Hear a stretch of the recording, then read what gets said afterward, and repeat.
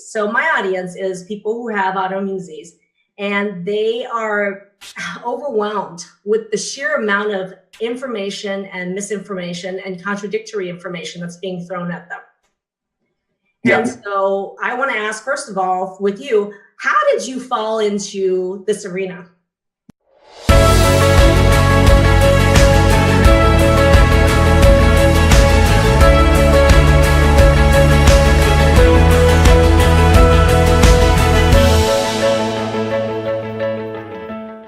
Yeah, so I've always been a science nerd. I grew up in Malaysia. I grew up in India before moving to the US right before high school. And my mom is a medical doctor, and she actually had two clinics in Malaysia. One of them she called Clinic Kiran, was the name of the clinic, because she knew I loved the whole medical science arena so much. I used to actually go in the clinic with her and watch her do certain procedures like suturing people and so on. And that always fascinated me, because I love that she had this knowledge on how to fix things that were broken in the human body. That always became a passion of mine. So, and I was always that kid that never took anything for granted. I never assumed how things worked. I never just played with things without understanding how they work. I remember when I first moved to the US, it was the first time I ever saw a microwave oven.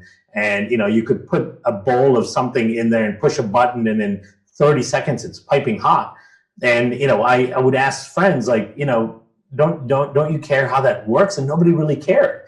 And I'm the nerdy kind that would be looking it up and studying microwave radiation to figure out how that's actually heating up my food, because I couldn't take that for granted in my mind.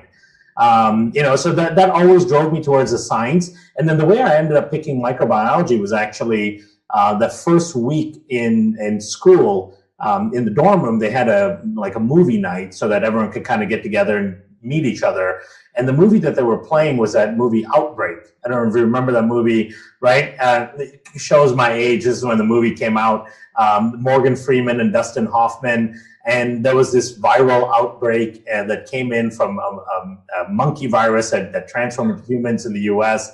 And they were chasing this virus. And some of those people from the CDC that were chasing the virus were microbiologists and virologists. And I was like, that looks awesome. That's what I want to do.